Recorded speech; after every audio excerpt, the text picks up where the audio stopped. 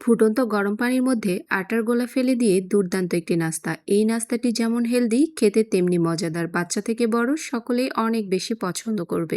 কম সময়ে হেলদি নাস্তা খেতে চাইলে এই নাস্তাটি অবশ্যই একবার ট্রাই করবেন। নাস্তাটি তৈরি করার জন্য এখানে নিয়েছি 1 কাপ পরিমাণ ময়দা, সাথে নিয়ে নিচ্ছি হাফ টেবিল চামচ পরিমাণ ইস্ট, স্বাদ মতো লবণ।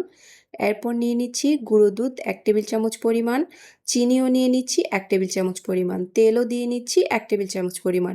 সব কিছু 1 টেবিল চামচ করে নিয়েছি। শুকনো উপকরণগুলো একটু মাখিয়ে নিয়েছি। এরপর নর্মাল টেম্পারেচারে পানি দিয়ে একটা সফট ডো বানিয়ে নেব। আর পানিটা একবারে দেব না, অল্প অল্প করে পানি দিয়ে এই ডোটাকে বানিয়ে নিতে হবে। তো দেখে বুঝতে পারছেন ডোটা আমি কেমন করে বানিয়েছি। অনেক বেশি নরমও না, আবার অনেক বেশি শক্তও না। এই ডোটাকে 10 মিনিটের জন্য রেস্টে রেখে দিতে হবে। হাতে যদি সময় থাকে 30 মিনিটের মতো রেখে দিতে পারেন। এরপর তৈরি করে নেব ভেতরের পুর। তার জন্য এখানে প্যানের মধ্যে আগে থেকে অল্প করে একটু তেল দিয়ে নিয়েছি। পেঁয়াজ কুচি, কাঁচামরিচ কুচি, সাথে আদা রসুন বাটা হাফ টেবিল চামচ পরিমাণ। সব কিছুকে 1 মিনিট নাড়াচাড়া করে নিয়েছি। এরপর সেদ্ধ করা আলু দিয়ে নিয়েছি হাফ কাপ। এখন এর সাথে অল্প একটু গরুর মাংস দিয়ে নিচ্ছি। আপনাদের হাতের কাছে যদি মুরগির মাংস থাকে সেটাও ব্যবহার করতে পারেন।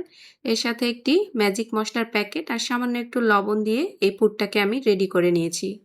এদিকে ডোটাও একদম ফুলে ডাবল হয়ে গেছে। এখন এই ডোটাকে আবারও কিছুক্ষণ ধরে মেখে নিতে হবে। যত বেশি মাখানো হবে এই নাস্তাটা ততই বেশি সুন্দর হবে।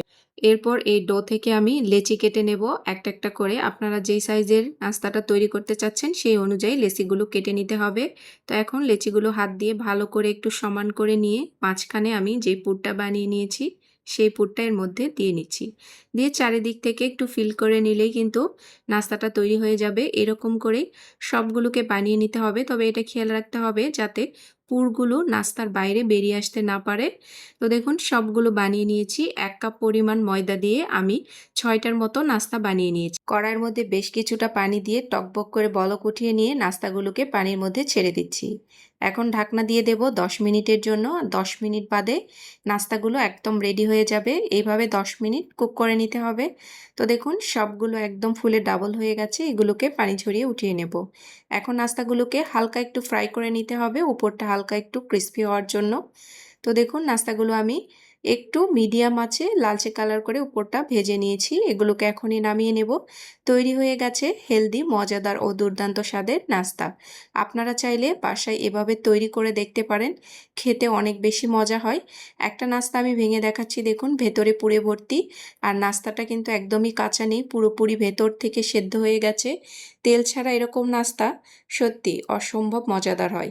নাস্তার রেসিপিটি যদি ভালো লাগে রেসিপিটি শেয়ার করে সবার আগে নোটিফিকেশন পেতে পেজটিকে ফলো দিয়ে রাখবেন। আর যদি রেসিপিটি ভালো লাগে নিজের ওয়ালে সেভ করে রেখে দেবেন। আল্লাহ হাফেজ। আসসালাম।